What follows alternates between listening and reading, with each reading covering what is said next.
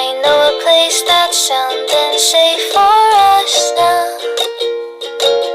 No need to hide or say goodbyes, leave them out. Assalamualaikum warahmatullahi wabarakatuh. Salam sejahtera untuk kita semua. Puji syukur kita panjatkan kehadirat Allah SWT karena atas rahmat dan hidayahnya kita masih diberikan kesempatan, kesehatan, dan ilmu untuk terus belajar dan memahami kehidupan ini. Sholawat serta salam kita haturkan kepada Nabi Muhammad SAW beserta keluarga, sahabat, dan seluruh pengikutnya hingga akhir zaman. Sebelumnya, perkenalkan nama saya Karmila, mahasiswa dari Universitas Muhammadiyah Mamuju dengan NPM 2023-02062, kelas 4C Ekonomi Pembangunan. Pada kesempatan kali ini, saya akan mempresentasikan sebuah tema yang sangat menarik, yaitu manusia dan kehidupan. Presentasi ini merupakan bagian dari tugas mata kuliah AIK 3 dengan dosen pengampu Dr. Furqon Mawardi.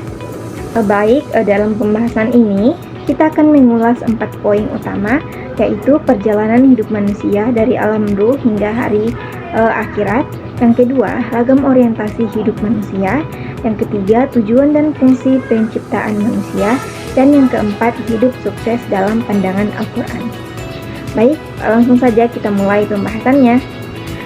Poin yang pertama yaitu perjalanan hidup manusia dari alam ruh hingga hari akhirat. Islam mengajarkan bahwa kehidupan manusia terdiri dari beberapa fase utama. Fase yang pertama yaitu alam ruh.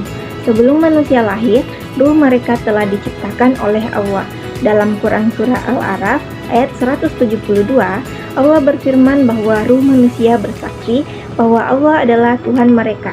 Ini menunjukkan bahwa sejak awal manusia memiliki fitrah untuk mengenal Allah. Bagian B yaitu alam rahim. Fase ini terjadi saat manusia masih dalam kandungan ibu. Pada usia kehamilan 120 hari, ruh ditiupkan ke dalam janin. Hadis Nabi menyebutkan bahwa pada fase ini takdir manusia termasuk rezeki, amal, ajal, dan kebahagiaan atau kesengsaraan telah ditentukan. Bagian C yaitu alam dunia. Ini adalah fase kehidupan yang kita jalani sekarang. Dunia adalah tempat ujian bagi manusia. Sebagaimana disebutkan dalam Quran Surah Al-Mulk ayat 2, bahwa Allah menciptakan kehidupan dan kematian untuk menguji siapa yang paling baik amalnya. Bagian D yaitu alam barzakh. Setelah meninggal, manusia memasuki alam kubur hingga hari kiamat. Dalam fase ini, manusia sudah mulai merasakan konsekuensi dari amal perbuatannya di dunia. Yang terakhir itu bagian E yaitu alam akhirat. Pada hari kiamat, semua dibangkitkan dan dihisab. Orang yang beramal baik akan masuk surga, sedangkan yang durhaka akan masuk neraka.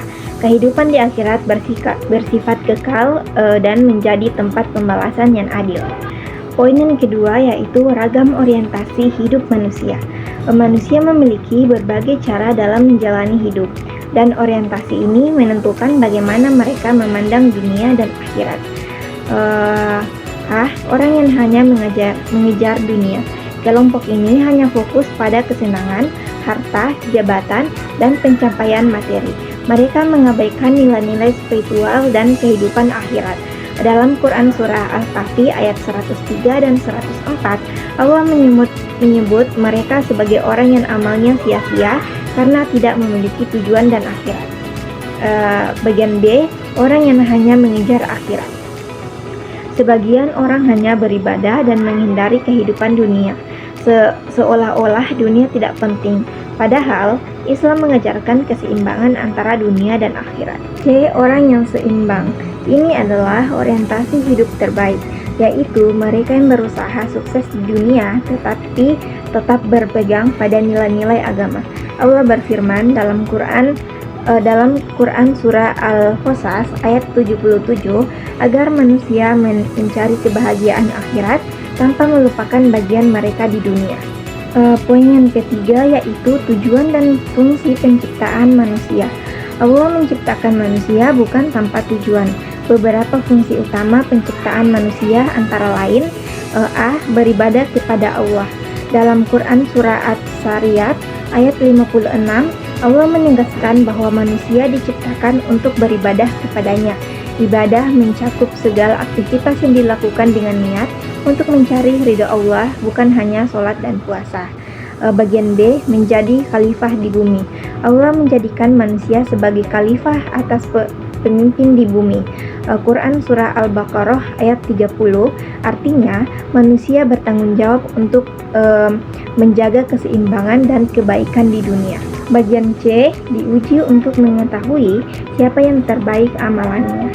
Dalam Quran Surah Al-Mulk ayat 2, Allah menyebutkan bahwa hidup ini adalah ujian.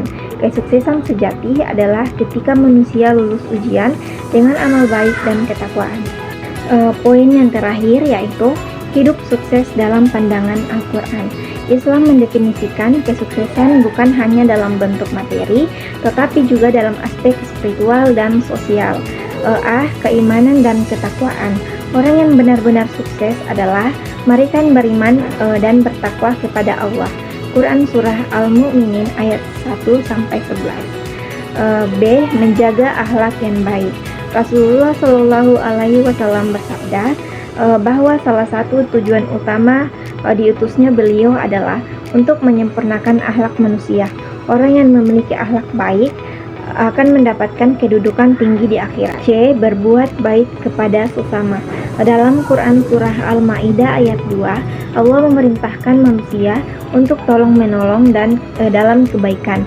Kesuksesan dalam Islam juga diukur dari seberapa besar manfaat seseorang bagi orang lain. D. Menyeimbangkan dunia dan akhirat. Islam tidak mendorong seseorang mencari rezeki dan menikmati kehidupan dunia selama itu dilakukan dengan cara yang halal.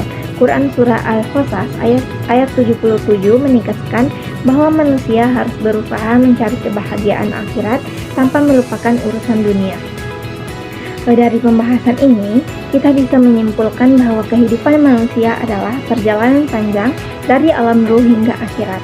Setiap manusia orientasi hidup yang berbeda-beda, tetapi Islam mengajarkan kita untuk hidup seimbang antara dunia dan akhirat. Tujuan utama manusia adalah beribadah kepada Allah dan menjadi khalifah di bumi. Kesuksesan sejati bukan hanya tentang harta dan kedudukan, tetapi juga tentang iman, amal soleh, dan akhlak yang baik. Sebagai manusia, marilah kita terus berusaha menjalani kehidupan yang penuh kesadaran, tanggung jawab, dan niat yang lurus. Semoga kita semua selalu diberikan petunjuk dan kekuatan untuk menjalani hidup sesuai dengan ajaran Islam dan mencapai kebahagiaan dunia serta akhirat. Demikian pemaparan yang dapat saya sampaikan. Jika ada kesalahan dalam penyampaian, saya mohon maaf yang sebesar-besarnya. Semoga apa yang telah kita bahas dapat bermanfaat bagi kita semua. Terima kasih atas perhatian dan waktunya. Assalamualaikum warahmatullahi wabarakatuh. Oke teman-teman, terima kasih sudah menonton videonya.